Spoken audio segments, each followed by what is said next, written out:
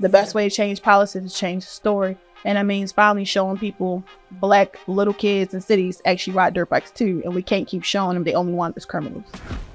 I'm not afraid to be the first, but I can't be the last. No, sir. I'm not afraid to speak my truth and our community's truth. It's been a natural storytelling progression. And I also make sure like our young people tell their story. When people want to interview me, they have to interview them.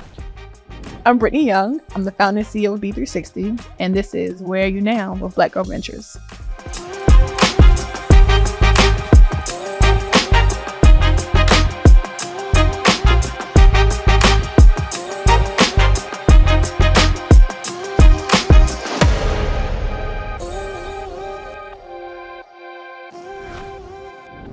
Brittany Young, okay, founder, CEO, creator of B360. Do you still call it B360 Baltimore, or no, you just B360? It was always B360, but okay. Baltimore is our first stop. So yeah, it's B360 Baltimore because that's where we are. But you know, one day maybe like B360 Chicago. Oh, yeah. I can see that. Yeah. That's coming. Mm-hmm. Welcome to the show. Thank you. I'm so glad to talk to you because number one, your trajectory has just been, I remember, okay, coming into the pitch competition, talking a mile a minute. Yes. And I'm like, Brittany, slow down. Yeah. Now you speaking on stages, you on panels, you killing it. I'm like, yes. So, okay, take us back. Mm-hmm. Well, why did you even, like, where did the idea, wait, what was you doing before B360?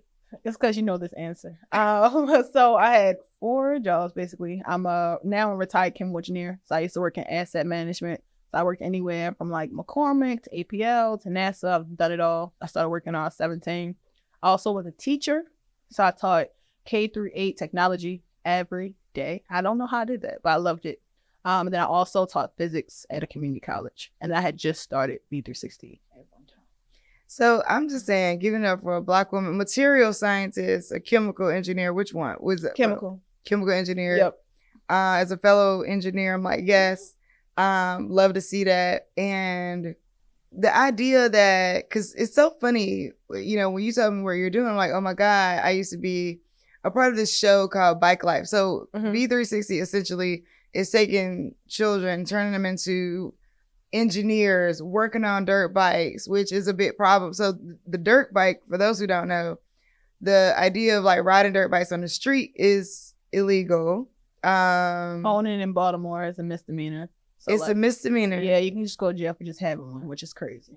Yeah, just to have a dirt bike. Just have one in Baltimore. So that's what we're trying to prevent. Yeah. Wow. Yeah, right. Because you know, similar to like other wars on a certain group, when you wanted to stop, you target the item, and so that targets the people. Yeah, so in Baltimore, possession of a dirt bike is a misdemeanor.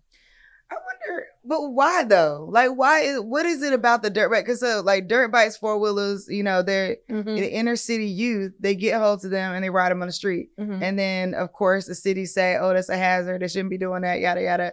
And you know, there's been some deaths, like, I mean, like police chasing people dying from them. And then I think around the time that like DMX and that whole like Rough Rider crew came out, it really pulled out. It was already a bike life happening behind the scenes, but it pulled this out of the shadows where it was like, oh shoot, people ride 4-wheelers, people doing wheelies on motorcycles, they doing those type of tricks and stuff. But like, you could be doing anything. You could have built any kind of business. So what was the like, ooh, I'm gonna focus on dirt bikes? So just growing up, I'm born and raised, never leaving Baltimore, right? So it's that part. Growing up, dirt bikes is like our sport. People want to be like Michael Jordan. We want to be like the big dirt bike riders. Not me, because I'm not falling. But, you know, when I thought about, too, my experience as like a Black woman in STEM, it was always people telling me I wasn't good enough, right? People, like you said, I used to talk really fast. I used to fight a lot in elementary school. But it's because I was bored. Nobody could see. I was also the same 5-year-old first grader who had a chemistry set in my basement that was also working all these experiments. So school was just boring to me. So then when I also started like teaching and I worked in engineering, I was confused for the secretary for the first 2 weeks just because they had never hired a Black woman or a woman period in my department. Right. So I thought about not only how do we make STEM cool, but how do we keep showing Black kids, especially in cities, especially in my city, that we smart is, hey, you know when you pop a wheelie on a dirt bike, that's a physics equation. And like I'm also very passionate because my little brother went to jail for nonviolent offenses, for making sure people don't go to jail, period, especially Black people for nonviolent offenses. Right. So it's how can we tackle both sides of these problems as a solution? And then in the beginning, it was payback. So I wanted to pay back a system that wronged me, wronged my family, wronged other Black people in our country. Now I do it because I love it. But initially, it was coming out of Freddie Gray uprising, being mad that our city made a dirt bike police task force, being mad that we had this crazy law in the books that nobody cared about, right? And being mad that Black kids never saw themselves in either motorsports or in STEM, and that was a problem for me.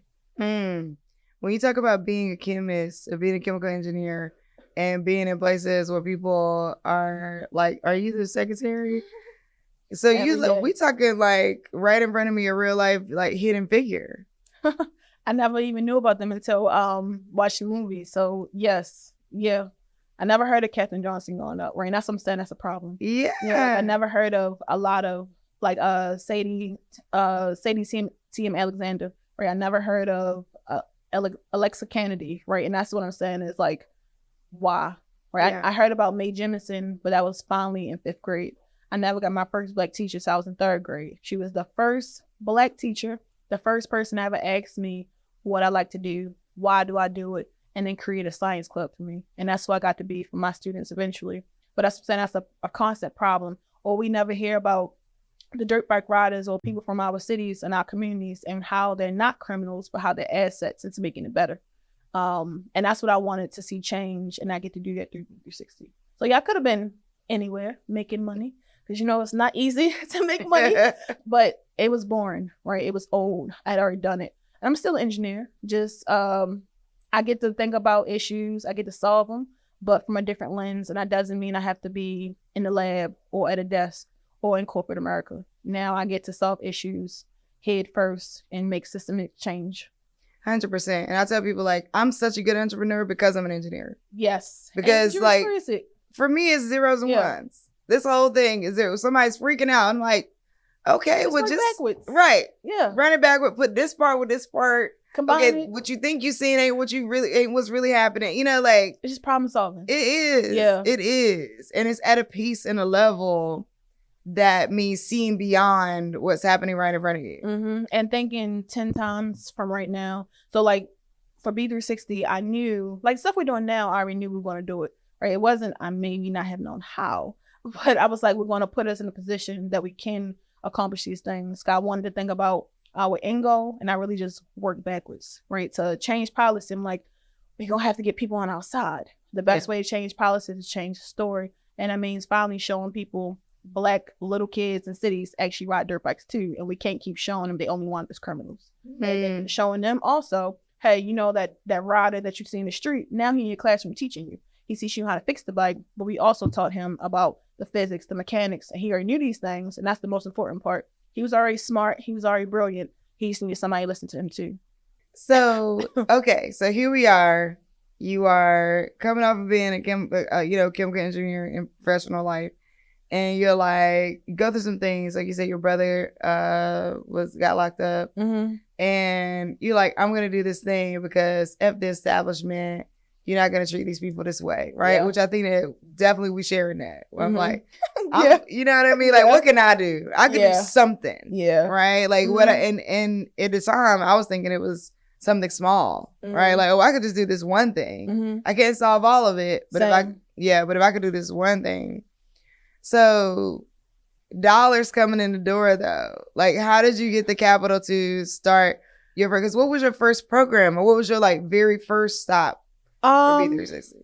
So before B360, I was already doing, I created a Lego League competition in Baltimore, right? So I had a lot of education acumen, how to start stuff. So again, being an engineer naturally, so I already came with a strong network from STEM. With B360, it was not money in the door. At first, it was none, actually. It was none whatsoever. I just started paying myself last year. And I have to say it and laugh. Well, let me stop and give it up for that. Thank you, ma'am. Okay, I'm so happy to hear that you pay yourself. Okay, good. Right, because finally, right, finally, we can afford to. But the first stop, I was in Baltimore Chorus Elevation Awards, right? So coming out of the Freddie Gray Uprising, initially it was for just West Baltimore. It's novel approaches to how can we move West Baltimore forward. Nobody really, I wouldn't say nobody. People voted for B360, but there were, of course, like 1.5 million naysayers, right? The philanthropy world has never thought about Black people who they condemn for riding dirt bikes being STEM professionals and vice versa. So we started with a $10,000 planning grant, and that was the only grant that we received that was not a fellowship until 2021. Wow. Yeah, that's me. It was not dollars knocking. It wasn't rolling. It was me having my own savings from working engineering. Me still until 2018 working engineering. So putting my own money, my own time into it. And then I was in Hopkins Social Innovation Lab, which is like an incubator. So again, not money, but it really taught me, again, like a logic model. It was like an MBA program on steroids. And then in 2017, I also won my first pitch competition. The very first one. And the only one I ever won until that time. What? And it was, by some lady named formerly Shelly Baomi Bell. Before that, like I said, it was 1.5 million no's. Y'all were the first yes. Wow. Yeah. And I mean, I remember you just spit fire. You know what I mean? Yeah. Like, I was tired. I'm like, wait. Yeah, this is amazing. This is amazing. Oh, we want them to catch it. Yeah. So, I mean, how did it feel getting a yes after getting all those no's? Needed, right? It was so Elevation Awards again was like, that was a great yes. It was different. It was $10,000. I never, seen a lump sum. That was cool. Social Innovation Lab 2, I was there, one of that first community members. So before me, only you had to be a part of the Hopkins network. And then, but Black Girl Ventures, what was different was it was by a Black woman for Black women, and the audience voted, right? And it was a style, right? Like, I wasn't nervous for it. I was like, you want me to do what? I gotta present in front of these people. And I used to talk really fast because I was used to people not listening to me. That was my whole life. Or when I would get in trouble, I would have to hurry up and say a whole bunch of stuff, And I never use my words. I use my fists, right? So talking is a new part of me that I'm proud of. But it was really like, you probably remember the conversation you had with me, because you had it with all of us, you could already see who I was becoming, who I wanted to be, but it was the fact that you took time to like, hey, Brittany, you got this, right? I'm like, this lady's really telling me I got this. Does she know I'm scared as hell, right? And it was before the actual competition, right? So it was the fact that of all the stuff that you had going on, organizing this, you also made time to just do like some coaching, right? To spend 20 minutes on the phone with me, listen to me, hear my deck, hear my ideas, and like to breathe life into me. And that was my first time a Black woman, especially an entrepreneur, did it, and I could see myself in you. I was like, maybe I can do this, but I'm still nervous as hell. And I didn't care about winning that day, because again, like it was like the feeling, like I was charged from just the audience to it being in Baltimore to you even coming to Baltimore, and then also like meeting all the other contestants, so it felt very familiar, very much like a sisterhood. To win, I was like, that's pretty cool, but it was really my mind wasn't even thinking about that. It was at that time, like I said, so many no's. The fact that it was a Black woman that believed in another Black woman. Of course, you sowed a seed like capital, but you also sowed a seed in me as Brittany Young, the person. And people didn't do that at that time. I 100% believe in you. I still believe in you. You know what I mean? But like, it wasn't even a question. Now I meet some people that I'm like, I believe they're gonna be great at something. Maybe not this business, but they're gonna be great at something. Yeah. It wasn't that for me. I heard the idea and I'm like, what is this genius? Like, of course. One, I also had the relationship to the bike life. And so I knew firsthand what you were talking about. And I'm like, when people get this is going to be something. So, we go into a pandemic, right? Did you start hosting because I know you were still doing some of the courses and things with the students. Did you move into virtual? How did you even get through that quarantine period? Thank you for that question. So going into, 2020, we had already worked with about 6,000 young people by that time, right? So we started with a 30 student pilot in 2017. I knew B360 was that girl, but I didn't know it was going to be like, woo, y'all don't want to get away from us. You know, like y'all are still coming back. Like I knew it was going to be big, but I didn't even grasp how big it was. 2020 came. The good thing was I had worked on a lot of sales. Like I said, we didn't get real grants until 2021. So between sales and fellowships, we were probably like at like almost $1 million in revenue. So when 2020 came, I was able to pay our staff, but I didn't start doing programming until it was safe, right? Because that was my big thing of we can't be in person. That's not an option. I don't want to risk myself, my family. My other little brother lives with Down syndrome, so also having to think about him, and then thinking about other people. So we did was pivot to more being hands on the ground. So COVID tests, right? Helping people get food stamps, helping people get unemployment. And then by October 2020, this movie was filming and they wanted to make sure that actual dirt bike riders were represented. So then we were able to get back software into programming by having our young people participate. By 2021, we went full steam into virtual learning, but 2020 starting in March was all about just making sure people were okay, right? The bikes weren't the focus. You know, it was mass. Too many people was dying to just worry about, again, STEM is important. We need us, but we also right now need to think about, I don't want you or your grandmother to starve or your grandmother to pass. So how can we literally deploy resources and give out money, give out micro grants to people, individuals, and then help sustain people. And by 2021, it was a little better. So we started, we made kits. So our programming was in Baltimore City, Baltimore County, a little bit of DC. So we would ship the kits to all of our students, and then virtual programming on Zoom, right? So that meant hotspots. A lot of people didn't have Wi-Fi. Chromebooks, a lot of people didn't have like proper technology. And then making sure we had different class times. So no matter if you wanted to come early, middle, or afternoon, we had something for you. And then having our teachers be able to like directly connect with our students. And we started offering tutoring because a lot of our students had virtual learning for school, but were failing. So it was a mix of starting boots on the ground, making sure people were fine. We even did some advocacy for like presidential campaigns to make sure people got out to vote, and then getting back into direct programming, but really just making sure people had vital resources to even have programming too. Were you able to bring streams of revenue in from all of that sort of community work? Because you were doing a lot of community development in that sense, economic development, community development, access to digital resources. No. Where you weren't able to Nope. Oh my God. Nobody cared about that stuff. We spent our money, right? So we went from almost $1 million in revenue to zero, right? Because we were only direct service, right? You'll say our only grant was that $10,000 in 2017. And then once we didn't have any contracts 2020, zero revenue coming in, right? But that's when I learned we were actually sustainable, because I was still able, again, to feed myself, my family, our contractors, and to still do programming and not really have to, hey, we need to find this quick grant, right? It was, we actually can expense money. At the end of 2020, you know, this is now what I call a great awakening. In my TED Talk, I talk about this too, you know, the black squares and all that good stuff. People cared about digital equity. People cared about DEI initiatives, which are now gone. And so one of our first grants was Microsoft. So in 2020, going to 2021, we won $300,000 from Microsoft, which was the beginning of us getting awarded grants that weren't fellowships, right? So that was a shift. But again, that was for 2021. 2020 had already happened. Yeah, so we didn't get any money, any support at all in just about 2020. Yeah. Have you started back up full direct services now? Yeah, so we never stopped direct services. Okay. It just COVID, we had to pivot what those services looks like. Yep. Yeah. So we still direct services, which is still our bread and butter, grants, and now federal funding. And then eventually I want to get into manufacturing our own products and STEM kits. So we can also think very, very long term, right?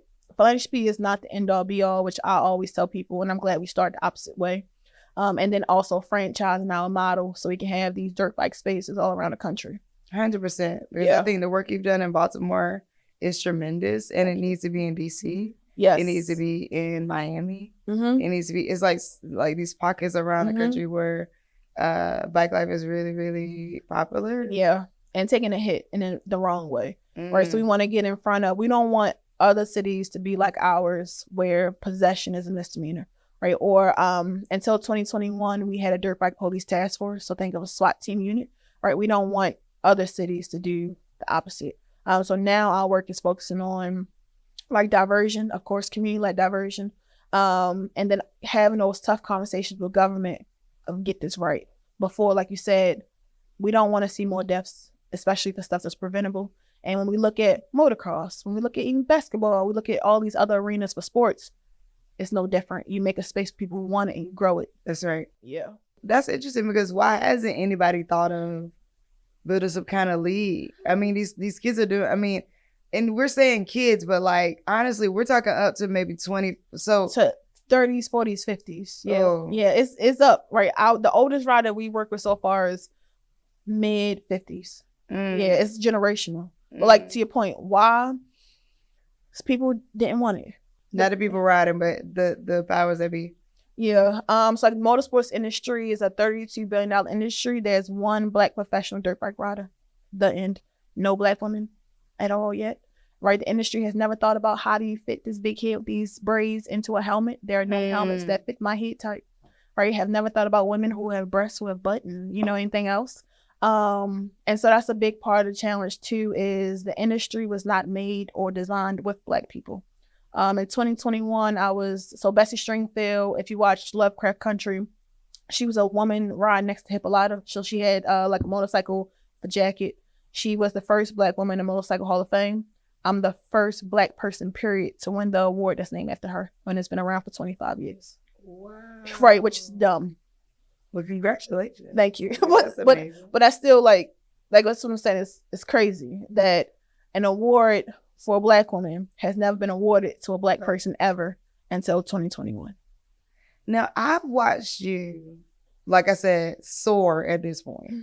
So, Working on it. Yeah. So, I mean, like, TED, Summit, like I'm like, who does she know? I haven't even been to TED. I'm trying to, I'm out here working by myself. I'm trying to get to TED. Like, how have you navigated behind the scenes? Because philanthropy is sticky. It is, old and traditional in some senses. And it's not, it woke up for a minute and I feel like it just like, it did the Homer Simpson. Like, now, people are going back into the shadows. I think there are people who still want to help, but they're not as vocal because being vocal about it is not as okay. Yeah. But how have you navigated, how do you get into, being a TED fellow? Or how do you get into finding out about Summit? Or how do you, how have you gotten into these private spaces that are actually fairly exclusive? Yeah, and it's the I wouldn't say I'm naive. It's the true humbleness in me. So I never even thought about that. Like I never thought about, Summit is exclusive till I got there and I said, oh, this needs to change. You know what I mean? Like I never, and so I experienced it. And I think first just being unwavering and I'm not changing myself. Right. So of course I slowed down in my speaking because I realized people needed to hear what I was saying. You deserve to be heard. Thank you. But I didn't change, like, I don't code switch, right? That's my favorite thing about myself, too. I still cannot say Baltimore. It hurts my teeth. It's just a sad that way. Can't say Baltimore. Yeah, right. It's Baltimore. Exactly. So I think just not being afraid to be told no and to tell people no. So especially in philanthropy, there are foundations who want to hear your KPIs, your metrics in their version, and we wasn't doing that. Right. And I meant if we didn't get funded, that's okay. I'm gonna go make my money. My first big fellowship was Echo and Green. So I won the first Black woman from Baltimore to be an Echo and Green fellow. And that's pretty crazy. And how I learned about that was through Baltimore Core, right? And then applying, right? That the character limit alone is discouraging, right? So 750 characters explain all of B360. So this went back to my technical writing, right? Putting on that hat. So Echo and Green was the first fellowship and their network is expansive, right? So Cheryl Dorsey, kudos to her too, is also a Black woman who has led the charge and not being afraid to, I would say, take that hit as a Black woman to usher in more Black people, period. So I would say Echo and Green also helped. Like they would just send me stuff to apply to. TED, I still don't know how I became TED fellow. Other than like, honestly, I'm good at talking about what we do and making sure people understand. And if you don't understand, it's not for you. I'm not afraid of that. So even my experience with TED, my TED talk almost maybe kind of sort of got edited, and I told him I wasn't doing it if it gets edited. So it's also not being afraid to, I wrote what I wrote and it's going to be what I said. Like Summit, that was that first year thinking about fellows, right? Because who can afford $20,000 to go to a 2-day conference? So again, it was a good experience to go. But when I got there were maybe 5 Black women and maybe 10 Black people, period, in the entire conference. And so we formed a convening to get more people into it, but to also help them change, and they've been growing. And I think that's just been my style. Like, I'm not afraid to be the first, but I can't be the last. That's right. Yeah, and I'm not afraid to speak my truth and our community's truth. And I think it's been a natural storytelling progression. And I also make sure, like, our young people tell that story. When people want to interview me, they have to interview them.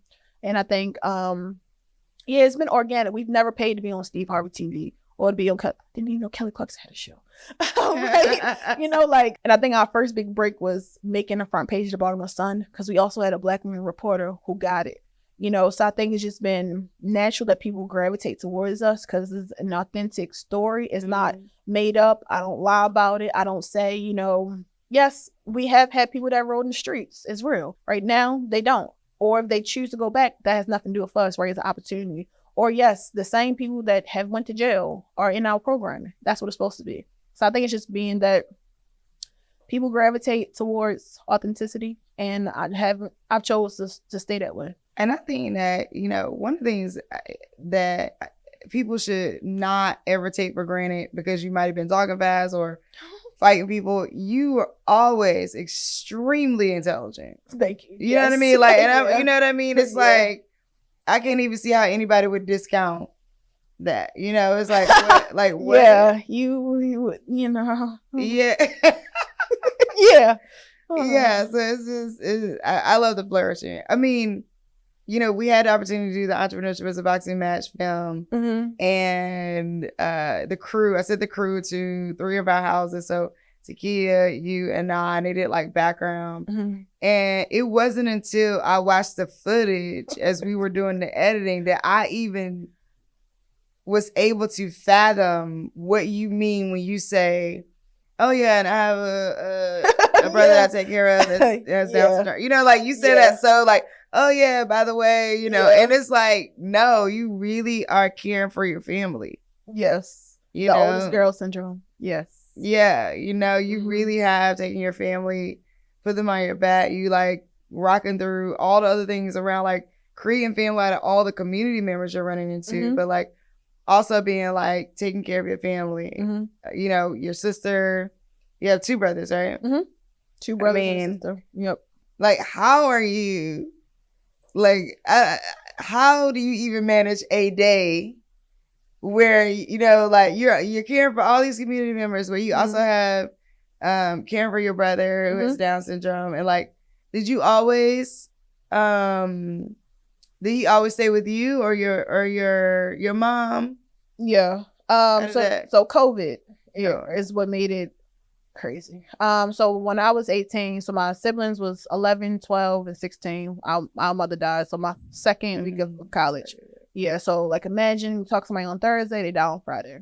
And when was she sick, or did y'all know? No, and so what I learned from that experience was she literally didn't take care of herself, right? So she had probably like undiagnosed lupus and had like a brain aneurysm, and at that time I think it was a heart attack. We still to this day never know. That's what made it was just died at 47, and she never made time for herself. So what I learned through that experience was what you just said, right? Being a strong Black woman is not a badge of honor. Right. Like, it is a burden and a pain that people put on us, and then it makes us be a robot, and people forget we're humans and that we also age. And of course, Black don't crack, but on the inside it's dying. Yeah, dying. So for me, when 2020 came, so it was March 13th, my brother would be with us anyway, but his agency, he would be with us on weekends. His agency literally just never came back, right? I mean, they didn't come back from COVID. Yeah, they stole his money, from Medicaid, What? but they did not actually take care of him. So he was actually staying at a facility. Yeah, he was staying at like a residence. Mm. Yeah, so he would be with me and my sister on the weekends, or like sometimes on the weekday. We still cook for him, make sure stuff is good. But yeah, they just did nothing. And that's, it's one. So we talk about Black women in STEM, but Black disability rights, terrible, right? Mm. It's a constant thing with Black people that people leave us by the wayside. And he's nonverbal. So yeah, he's just lived with me since then. And that's when I said I knew I was sustainable, because I didn't make money, but I was able to maintain myself, him, B360, and it felt good. I also, for the first time in 10 years or whatever, was able to slow down, right? Before COVID, I mean, I'm not saying COVID was good for a lot of stuff, but before COVID, I was flight here, this place, like working on contracts. This was my first time I got to cook almost every day. I got to take hikes. I got to not be on, we didn't even use Zoom before COVID, but not be online, not have to email people until I got carpal tunnel, not have to just keep thinking about what's next. It was like, we can rest, and that's okay. And that was different. But like a day for me would look like, what is today? Like, what's today, Wednesday? Oh yeah, so working, now he has AIDS, so do that process of losing his agency. I learned how to advocate for something new, which was for people that have disabilities, right? So I learned about self-directed services, where you can literally cut out the agencies, right? So as a sister, I get to manage his budget with him.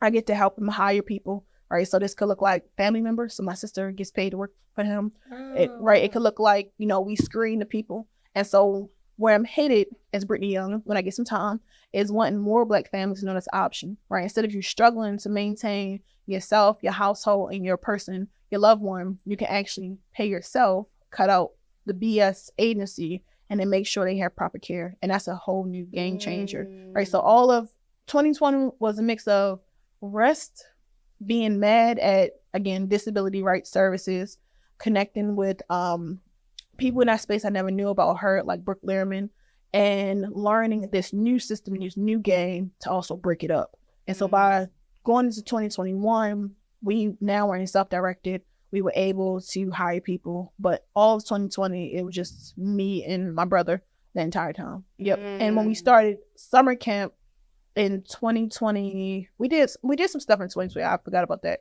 We had like a soft summer camp outside. He was there with me every day. Yeah. So every weekend. Yeah. So he loved the bikes too. He likes the sound of them.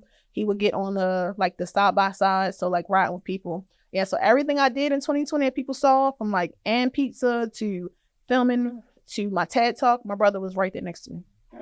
Yeah, which is crazy. And for Kelly Clarkson, he actually busted the door.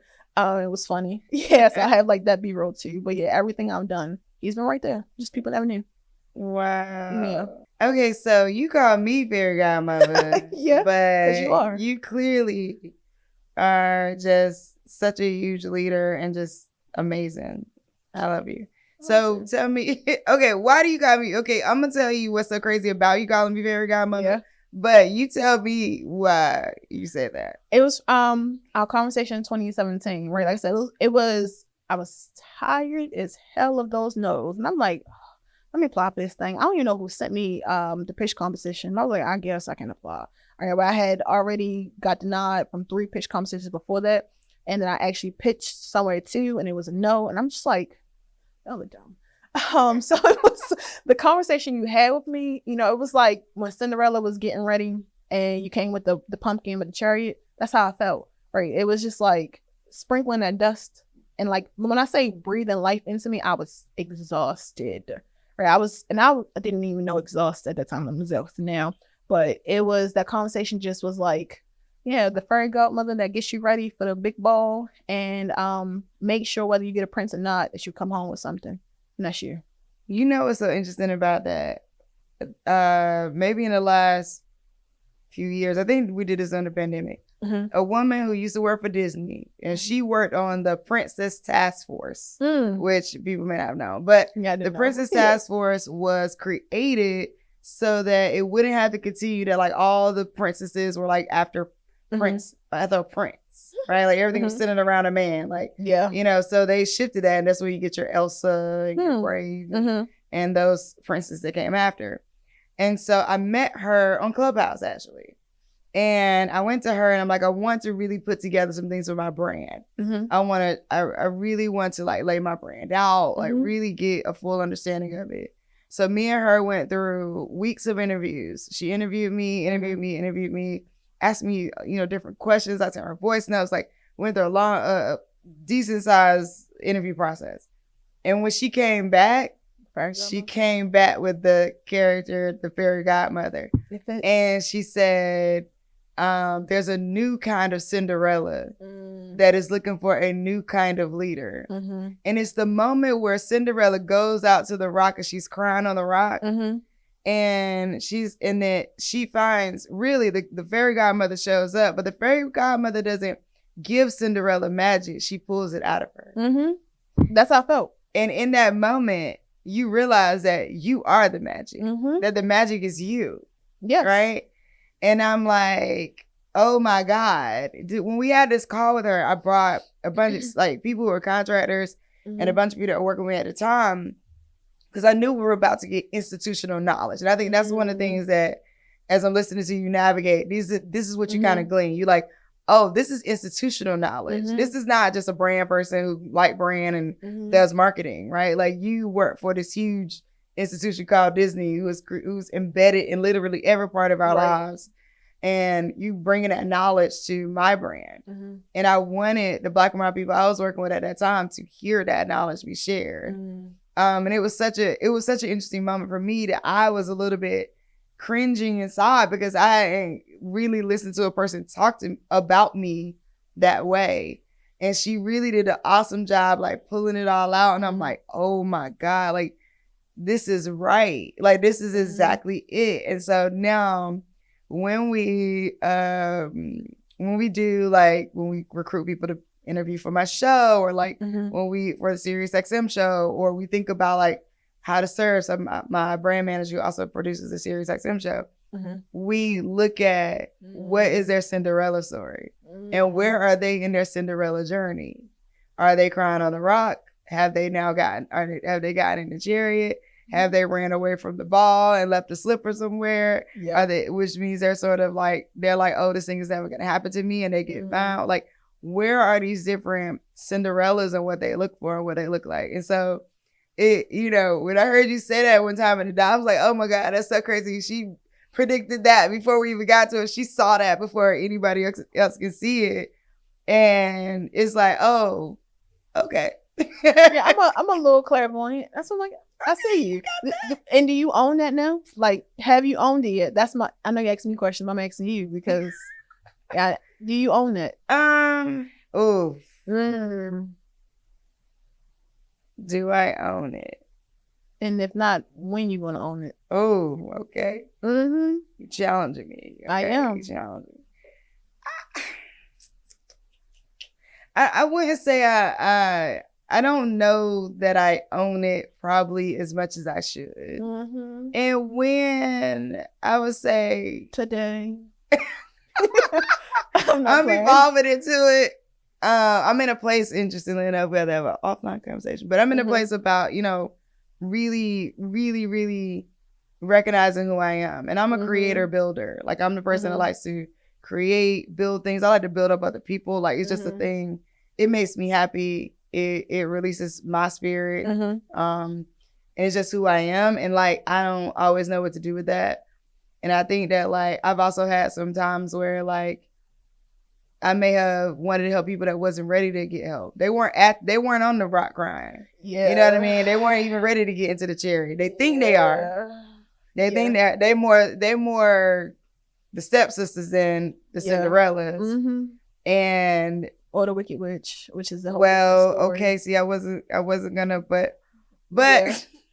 I got you. That's what I understand. And so, but in terms of the owning it, I want to work through where to own it and be, I don't even know. Anyway, because everything I'm saying right now, I'm also hearing like, nah, girl, don't even say that. Because my thought was like, this idea of humility right, is like stupid, honestly. And some, it's like it gets ingrained in us, and in the way that it's not progressive, in a way that does not push you forward, in a way that does not fuel you. You can be empathetic, you can be kind, you can be cool, but you can also have diplomacy, and you can be radical. I think all those things can exist in one body, and they don't have to be like, oh, I'm so humble. Yeah. And people, like, no. Yeah. That's why I asked you that question. I'm still waiting on the answer. Yeah.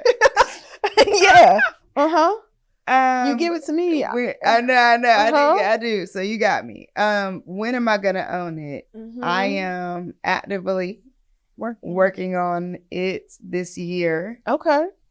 I am in a place where I own what I've created. Good. I own that I did that. You know what I mean? That's a good first step. We did that. Yeah. You know what I'm saying? You're part of the mural. We are on. That is probably the largest, probably the only mural. That shit's still crazy. Of 5 Black women business owners, probably in this area anywhere. I agree. So current alive Black women business owners. You know what I mean? Like the 2 murals that we did in DC are probably, and it's huge. So I'm like, no, I did that.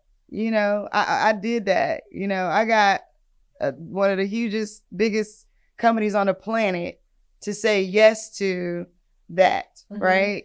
So, I own that, like, we're doing things at Black Girl Ventures. I own that I created something that is taking care of my family and other people's families, and it's doing exactly what I built it to do. I own that, my impact in anybody's partnership is real, right? Like, I just came back from CES, and I own that, like, watching the programming we're doing, our panel is super packed every time. You know what? I will tell you what makes me own it, though. What makes me own it is the crews. Like when the back end people go, oh my God, I'm so glad to see you. We love your panel. And because they sit all the panels all day. They bored as heck. You know what I mean? Yeah. So when they say that, I'm like, this is for real. You know what I mean? When like even the production team here, when they come, we love working with y'all. I'm like, I like working with y'all too. Right. Like, it fits naturally. That's when I'm like, I think people's engagement on every level is so important. Whether you the person cleaning the bathroom, you the person fixing the sound, you the person, and like every part of that, the human experience for me is such a big thing. So I am really actively working on owning it. I don't know who will I be when I own it? I'm waiting to find out too. Yeah, that's I'm like, just think of everything you just said. So when you actually own it, there's a lot more coming. Okay, well, I'm gonna toss it back at you. I agree, and I don't own it yet either. That's why I gotta ask you first. Yeah, I know. Yeah, I think, like I said, we've been taught at just Black women period, we gotta be humble, right? And then that humble shit gets us nowhere. And it's like you start off. I mean, I'm not saying like, you're cocky or I'm cocky, but like if we don't promote ourselves and talk our own stuff, like nobody else is going to do it. Yeah, and I think that's like the only detriment I've ever done with B360 is not initially owning that this is that shit, right? This is that moment that I am a Black woman from Baltimore for TED Talk and the first Black woman from Baltimore for TED Talk. That's crazy, right? I still haven't given myself all the credit I'm supposed to, and I'm still struggling with that too. It's like when, right? Because it's like we go through these extreme highs and these extreme lows. So we can be on the top of the world getting a $3 million check. And then next month I'm getting backlash from Republicans that hate us, And that's why it's hard to own it, because you never know when somebody's not gonna like it. But you know what? But as you were talking about that, because one, allow me to say you're killing it. Okay, thanks. Like, I'm working on receiving those things. You were killing it. I mean, I have. And like, I've watched you do it, right? So it ain't even me. I'm not even gassing you up. I'm like, no, literally, this has been amazing to watch your journey. I mean, I'm cheering, I'm screaming when I see the announcement. Like, I saw the $5 million announcement. I'm like, yes. So, you work with the NBA now? Okay, I saw that. Never been to a game in my life until recently, Like that was a job. So this is a new experience. That's cool. Yeah. Yeah, that's how I be. Huh. Okay, we here. Right. Let me sit here. All right. Yeah. The $5 million, was that which org did that come from? So federal fund is 3. Yeah. Oh, yeah. okay, 3. Okay. Yep, 3. Yep. And that was again, like our peers and our colleagues have never done it before. Right. That's me. I'm can be the first, I'm not gonna be the last. So now that I got into that space for the senators, I think it's my job to help people also know it's possible, but also show them how to do it. When I say it was the easiest application I ever did in my life. Really? Yes. It was federal funding. Yes. And I think the opposite. Do you have to go through SAM and all that? Eventually, but at first you had to do something different. Yeah, okay. The very beginning is they have their own appropriations, like their own like line items that they care about. So having those conversations with senators and their employees who already got B360, that's how I knew we had already done it right. I just need to own it more. Right, having a conversation with a senator that is a white man that understands B360 and vouched for us and took us through the legal process to get approved through Congress. So it's written to a law that he believes in B360. That's crazy. That's crazy to me. Well, I just want to say, if it's helpful in your path to owning that, you're not hard to understand. Thank you. Yeah. It's not hard to understand when you care about community. When you care about the people you call your constituents, the people who vote for you, this ain't hard to understand. It's actually a no-brainer. When you want to. That's right. Yes, I think on this path, I've not been afraid. If people don't get it, okay. I'm not explaining this anymore because people will get it, like you. And then when we were in Martha's Vineyard, right, that's a good example of I had never heard of Dawn and Liz Thompson either. And Liz is an engineer too, and I should have learned about her growing up. Dawn is the first Black male CEO of McDonald's. They awarded us $1 million for advancing Black education, not just education, not people of color education, Black education. And that's something I don't have to change my tone or change how we speak about our work. The people that get it will, and the people that want to get it will join us in this journey, and it'll be stuff I never thought about. $1 million.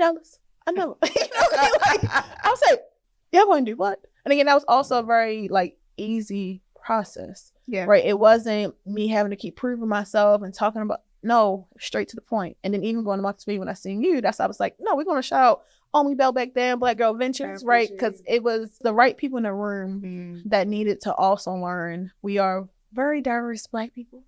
And we need to keep it that way. And even the fact they invited me to be on that panel with her, that's what she wanted. So that's me. It's like now I've met more views, and I appreciate that because that's not always the case. Some people can be comfortable being the only one, and I knew that you weren't. And I know that's why you created Black Girl Ventures too, right? And in along this journey, I've been able to meet more Black women with those same values, and me becoming one of those Black women too, right? I don't like being only one of me. But I think it's just the people that get it will, and if you don't, oh well. That's right. And I mean, what you kind of realize is that it's the people's understanding that's the problem, not the content. Exactly. And then I think that I'm also looking at this we're building the next philanthropists. Yeah. Right? So there's going to be Black women that come out of this, Black and brown women that come out of this, Black men that come out of this. That will be the philanthropists that turn around and grant to some other person that's also coming out of the community. It's eventually it becomes a sort of self-fulfilling thing, within the community, just community fulfilling for each other, which is why the whole vote with your dollars part is important, right? Or the whole give the community a voice to vote. So no, 100%. Okay, the question is, where are you now? Okay, now where are you? It could be multiple. It could be spiritual, physical. It could be. Oh wait, you know what? Before I ask that, I do have a question. You seem like, what's the question? It's no, I'm listening. How are you taking care of yourself? Because see how I knew you was gonna ask me that. Because I heard you say what you said about your mom, and it really sparked for me. But how are you making sure that you? A lot of no's, a lot of boundaries, a lot of discernment. Yes, right now I'm on a fake sabbatical. I have not. Did you say fake sabbatical? I put that away message on December 15th. I don't come back till maybe February if I choose. So strong boundaries. Sometimes I have to pivot. A lot of no's. Everything is not for me. Right? I don't need to Me and Takia were left mothers too. You know, she had to bring my shoes here because she never sees me. You know, I'm really big on I don't need to be everywhere. I don't need to always be seen or heard from. I need to be able to be quiet, be still, and do my work, or not do my work. So I just came back from Cancun also. This year I'll be implementing a lot more like mini vacations throughout the year because burnout is a real thing. I'm a high functioning burnout. So people don't know when I'm not present, which was a lot of 2023, just because I was really tired. You know, it's been like a marathon, but it has a lot of long legs. And that's why I've been feeling just too much weight, too much pressure, too much everything. Doctor's visits, getting blood work. That part. Just simply that. Yeah, like just making time to just be a regular person. Yeah. Right. Not having to think about sales, not having to just be everything to everybody. And I feel good about that. So it's me. A lot of no's and a lot of boundaries. And then discernment for me has been I'm naturally a giver, I'm naturally an empath, and I have to turn some of that off sometimes, right? 2023, I spent a lot of time giving light, right? Pouring into people that didn't pour into me or did not want to because they had never received that type before. So I also had to make sure, again, this Black woman trope of being a superhuman, letting that shit go. It's not my responsibility to save people. Right? It's not my responsibility to take care of everybody. I don't even have biological children. So I don't need to always feel like I'm somebody's mother. I don't always have to be, you know, assertive and strong Brittany. I should be able to be angry. I should be able to be sad, you know, be happy when I want to, smile when I want to or not, because I don't like smiling either. And just take time to just be a regular girl. I think everything you just said is actually the definition of owning it. Like, you know what I mean? Yeah. Like I think that like you're like, I don't need to be everywhere. I'm gonna go where I'm going. I'm not going where I'm not going. I'm not for everybody, but I'm for a lot of people. And I think that's what people need to add to that. I'm not for everybody. People go, I'm not for everybody. No. I'm not for everybody, but I'm for a lot of people. Yeah, I want to be loved, not liked. Right. Yeah. And so I feel like that is owning it. I love that. I got a little bit more room, but I'm hearing you. I mean, you could brag on it in owning it. Sure. But being able to set those boundaries, I think, is key. Okay, so where are you now? However you define that, whatever comes to mind first, when I say, where are you now? Well, here's you. But that's a good question. I don't know. And I like that. I've never in my life not been responsible. That is a different me. That's crazy. It's like right now we have an interim chief of staff, and I feel great about that. So where I'm at is feeling good about not being responsible for everything and everybody, and nervous about it, but embracing it. And I think I'm just excited for whatever's next, but prepared too. Yeah, I'm very much a Gemini, so that's like, you know, so I can help you with right now. I'm like, I'm all of it. Okay. Yeah, I think I'm ready for whatever, but also ready to do not a lot. Well, I am so super proud of you. And just honored to thank you, and just honored to be a part of the journey. So thank you so much for joining me. I appreciate you. Thank you. Always, Godmother.